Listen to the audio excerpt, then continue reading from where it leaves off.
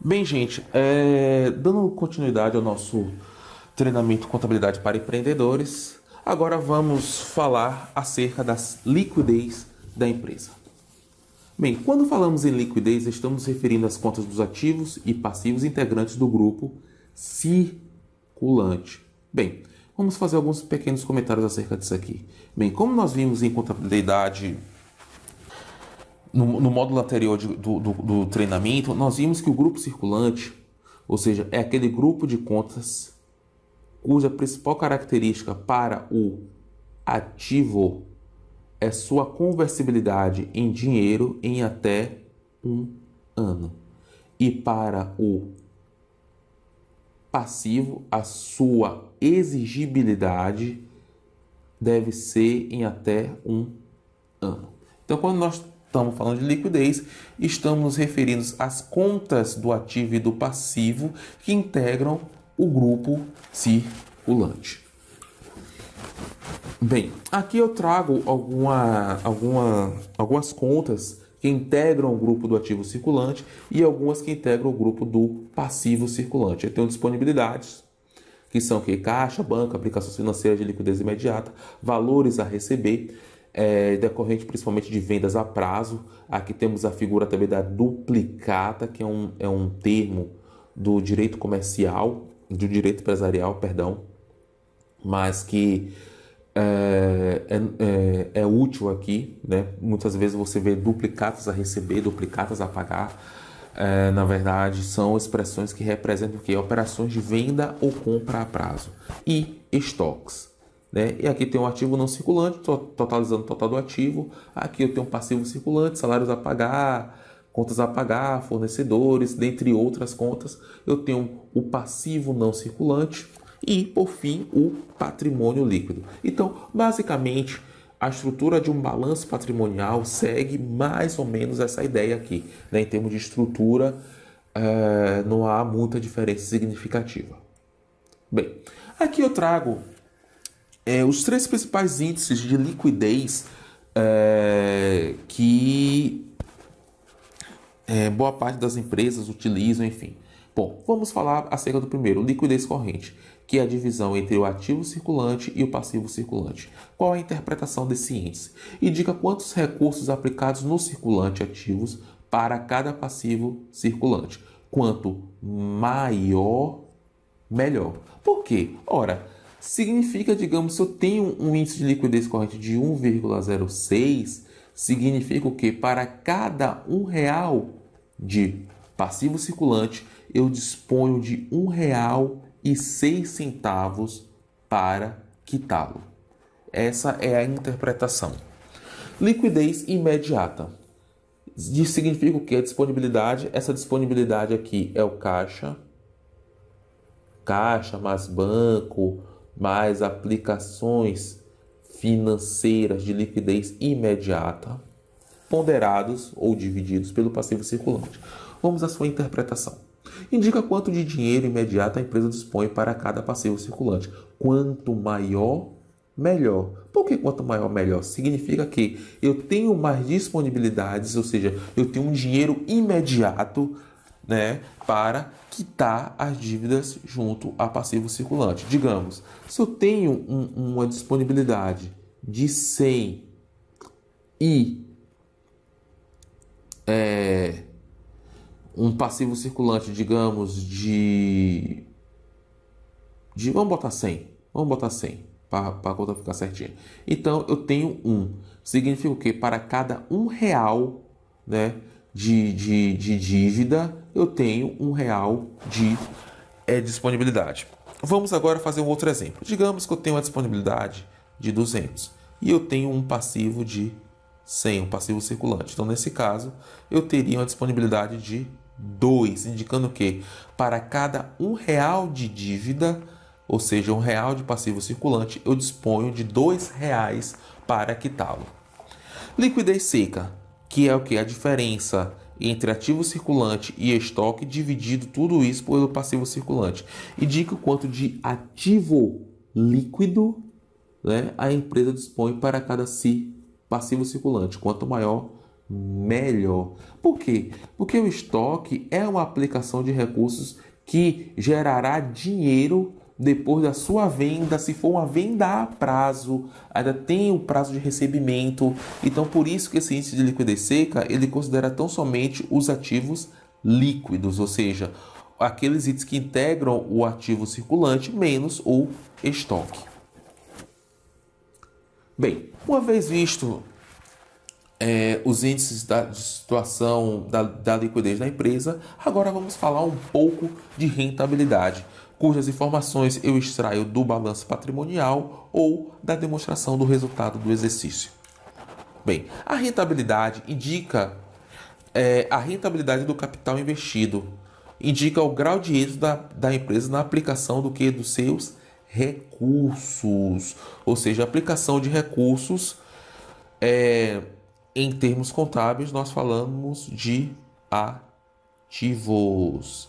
Se formos por linguajar das finanças, nós utilizamos a expressão investimento. Se formos por linguajar da economia, nós estamos nos referindo à riqueza. São expressões cujo significado é equivalente. Bom,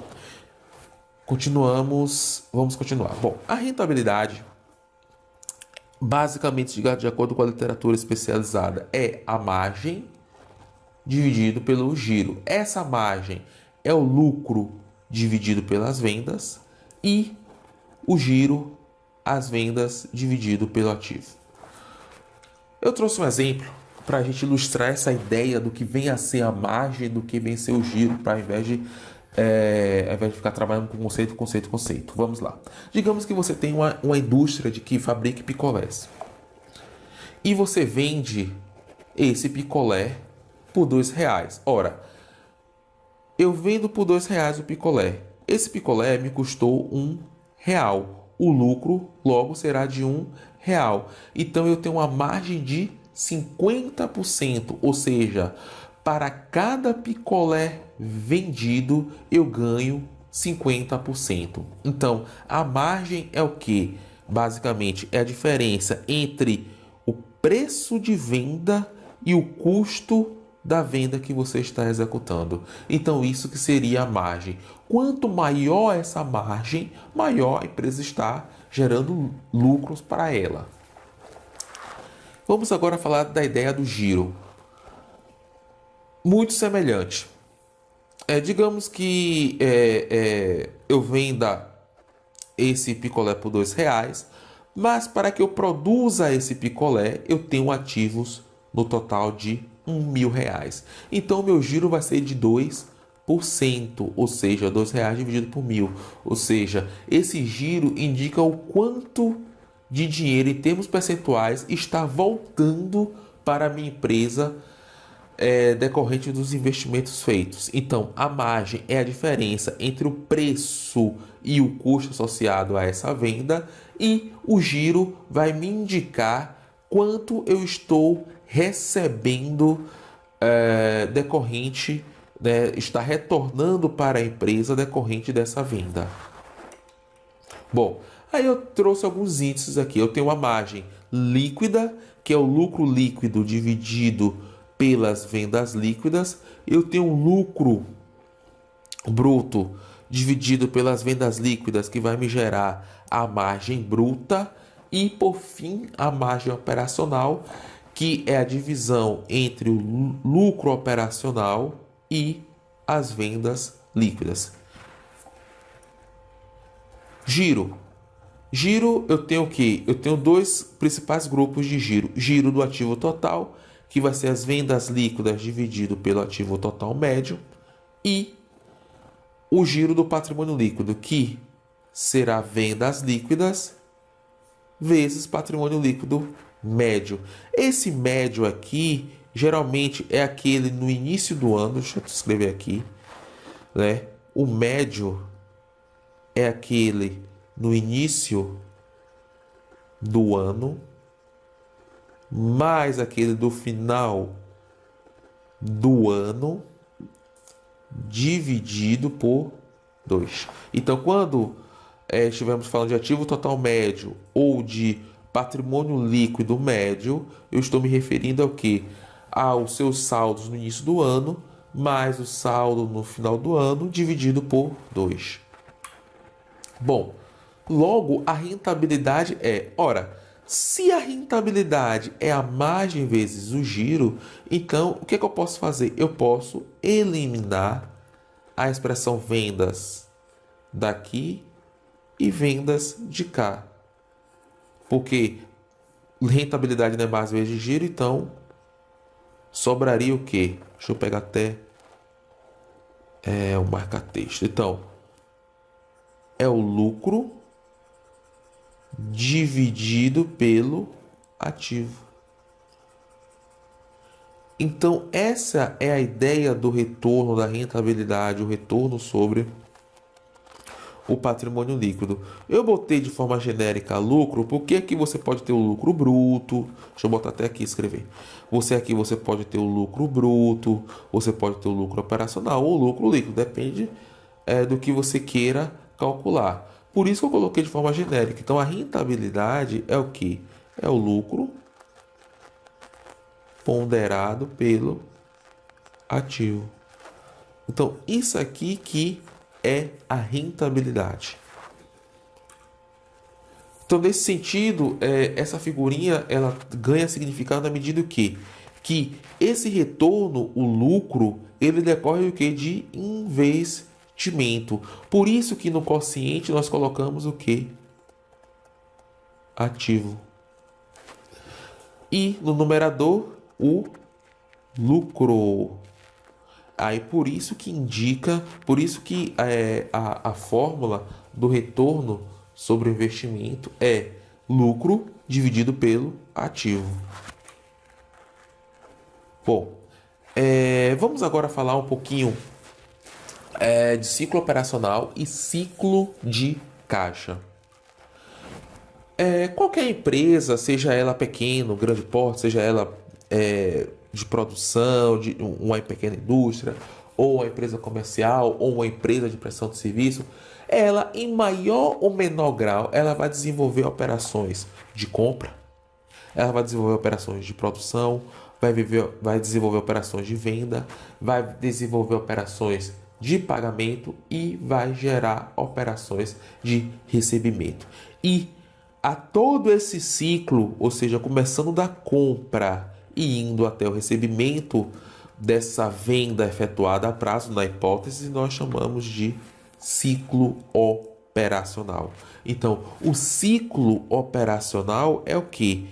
É uma empresa partir de uma compra de mercadoria ou compra de matéria-prima, produzir, se for uma indústria, vender, pagar os fornecedores e, por fim, receber o dinheiro decorrente da venda a prazo. Bem, então nós podemos verificar que uma estrutura, nós podemos colocar de forma linear todo o ciclo operacional, ele surge dessa forma. Ele fica mais ou menos nessa forma. A compra, a produção, a venda, o pagamento e o recebimento. Bom, vamos verificar alguns índices que são muito importantes no que diz respeito ao ciclo operacional. No que diz respeito à compra, temos o prazo médio de pagamento de compras, que é a divisão entre os fornecedores, dividido pelas compras efetuadas a prazo e multiplicar por 360 dias. Isso vai me dizer o quê? O quanto, em média,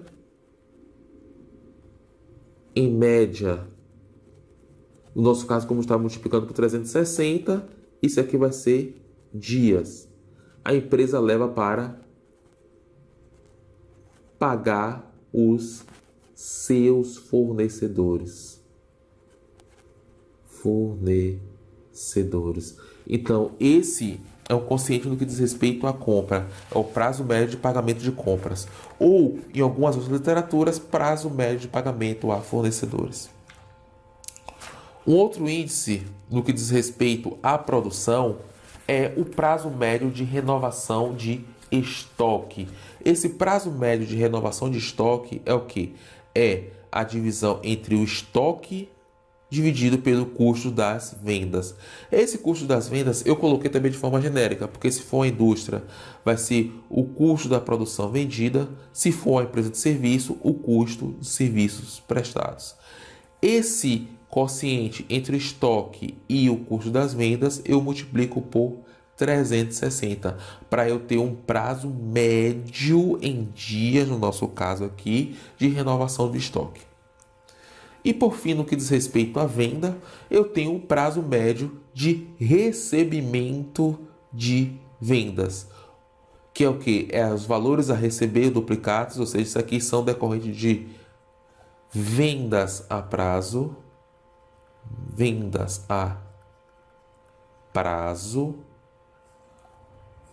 ponderados pelo total das vendas, multiplicado isso por 360. Por quê? Porque para eu obter o prazo médio em dias de recebimento de vendas.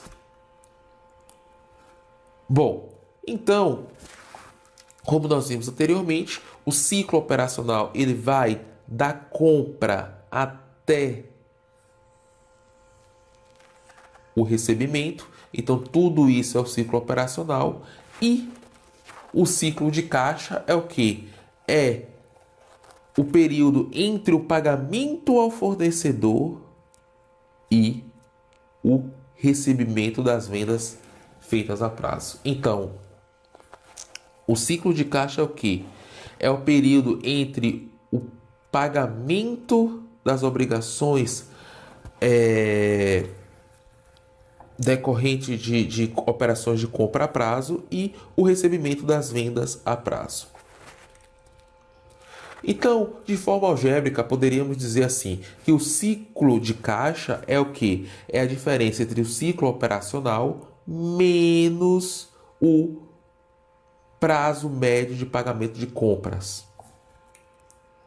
Esse prazo indica o tempo transcorrido entre o início da saída de caixa, que é decorrente do pagamento. Deixa eu apagar aqui. Que é decorrente do pagamento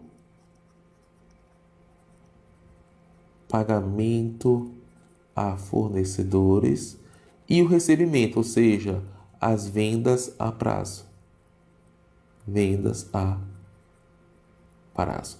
Quanto menor essa diferença, melhor. Por quê? Isso significa o quê? Que eu compro, produzo, vendo, né? Pago e recebo no período muito curto. Ou seja, eu tenho uma melhor gestão de recursos financeiros disponíveis dentro da minha empresa. A partir dele, por exemplo, a empresa pode estabelecer sua política de vendas a prazo. Então, a grande serventia de você entender de ciclo operacional e ciclo de caixa é o que? É você, a partir dele, você estabelecer o que? Sua política de vendas a prazo. Então, através dessa ferramenta contábil, você pode, né, calcular, né, ou pode estimar, né, o valor, né, das vendas a prazo, sua política de vendas a prazo.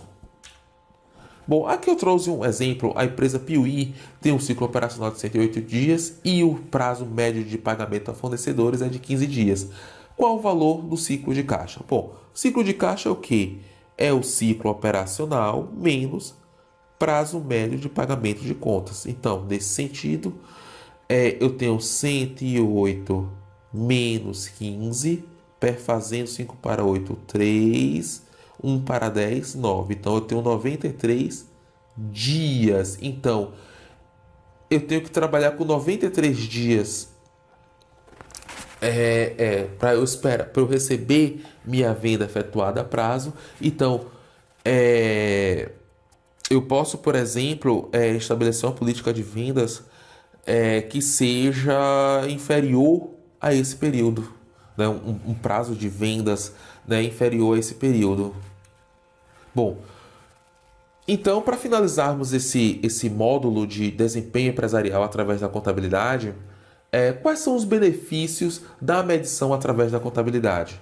A primeira é a simplicidade, Ou seja, a contabilidade, ela é claro que a métrica de desempenho empresarial envolve diversas outras variáveis, mas a contabilidade, através de suas técnicas, através de seus procedimentos, ela oferece, né, mecanismos, ela oferece meios para que o empreendedor possa gerenciar, né, verificar, mensurar o desempenho empresarial. Então, nesse sentido, a grande vantagem dessas métricas é o que? É a sua simplicidade. Não há necessidade de você conhecer de finanças e economia para você, de certa forma, gerenciar o seu empreendimento.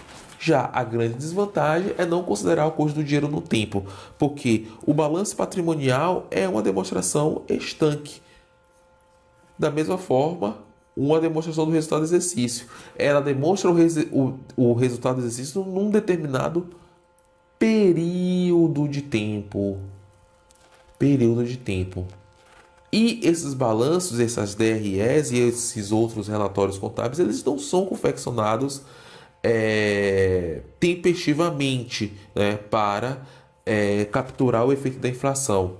Por isso que é uma das desvantagens do uso das métricas contábeis. Bem, eu estou parando o vídeo por aqui, consequentemente eu já estou terminando esse módulo de desempenho empresarial através da contabilidade.